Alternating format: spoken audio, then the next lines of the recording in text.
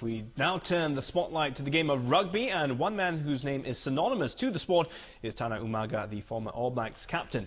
In 2006, he announced his retirement from international rugby, but as the saying goes, you can't keep a good man down. And for Tana Umaga, you can't keep him away from the sport. He is now coach of New Zealand club Counties Manukau, who recently won the domestic rugby union competition. For more insights into his illustrious career and what keeps him going in the sport, the Man Mountain joins me in studio this morning. Good morning, Tana. Welcome to the show. Welcome to Singapore. Thank you very much. So, being born and raised in New Zealand, did it almost seem a given that you had to play rugby at some point in time? Exactly. Even if you wanted to play another sport, like myself when I was young, I wanted to play football, soccer, but my dad said no.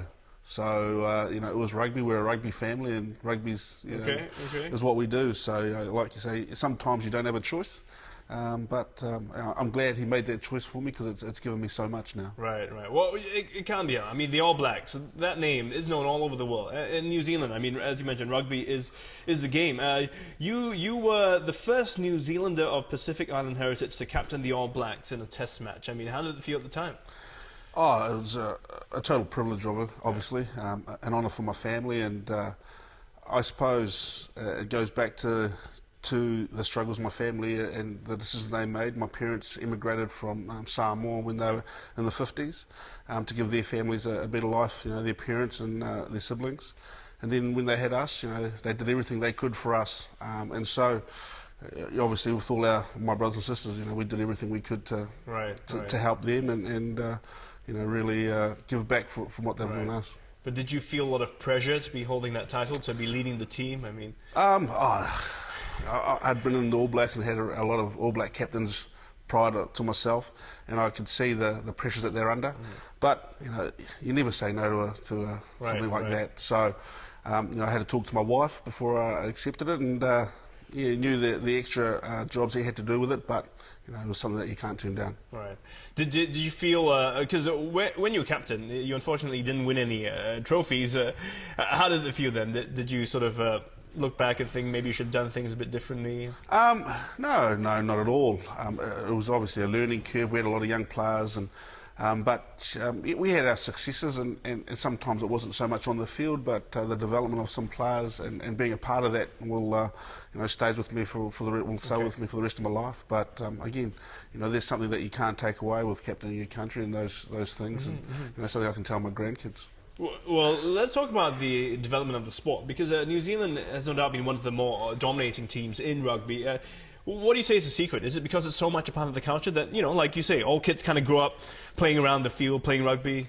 Oh, it is. It has to be, because children, as young as, well, some say as soon as they're born, are given the All Black jumper, and they're at 1 or 2, they've got a rugby ball playing with them, and then throughout the grades, it is like everyone's walking around the streets with rugby balls, playing games, and you can pick up wherever you are. It's just like the likes of Brazil, and where everything's a football, and Argentina, it's pretty much the same.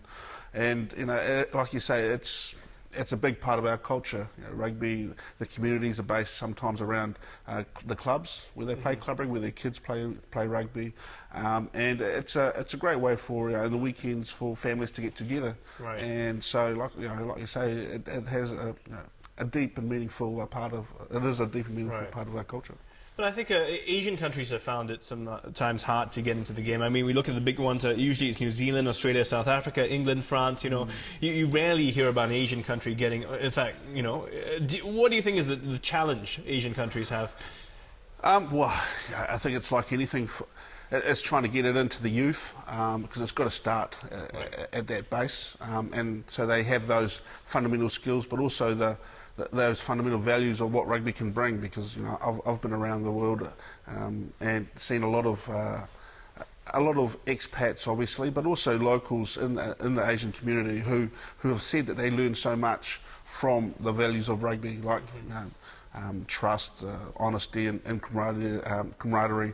And these things that they say have held them through as they've become adults, and that's a great thing. But it's got to start at their youth, and it's trying to get that into the schools, and obviously for youngsters, as it is back home, it's trying to convince mothers that rugby is it is a safe sport. That's it right. can be played safely, but those are the choices that these people have to make. So. Well, they say size doesn't matter, but in rugby, could you say that? Does size matter? Because that's one of the things that they say that Asian players, in general, smaller in stature, you go for a scrum and I'm off my feet, Well, it does ring true. We believe rugby is a game that for all sizes. It's just you just do need some big guys in certain positions. The likes of Japan and have obviously competed and haven't probably fared as well as they should have. Right. They've got their professional league in Japan, where a lot of they have a lot of foreigners there. Okay. But they've got the likes of a really good coach in Eddie Jones coaching Japan now, and I think he'll make a big difference to them. But what would you say to perhaps, could they categorise it into weight classes, a bit like boxing? Would that make a difference? That's what they do at home. Yeah. Definitely, you have a restricted weight and age and weight, and then you have the unrestricted for those that are a bit bigger.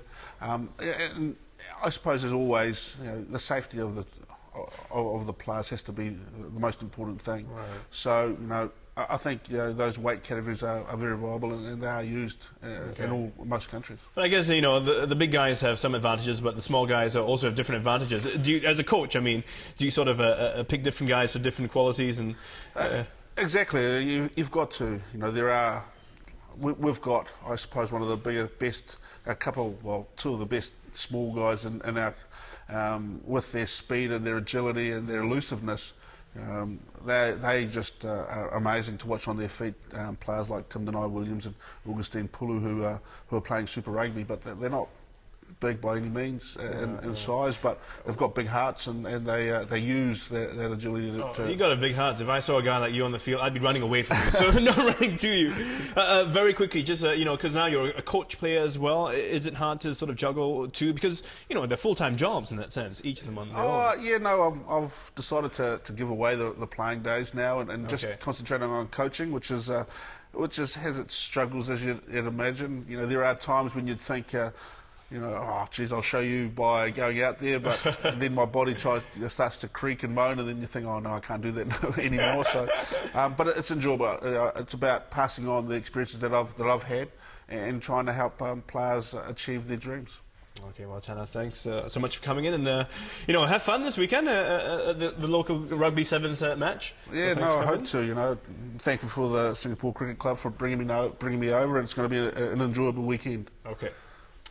And that was Tana Umaga there, the former captain of New Zealand All Blacks rugby team. He is in Singapore, as he mentioned, as an ambassador for the Singapore Cricket Club.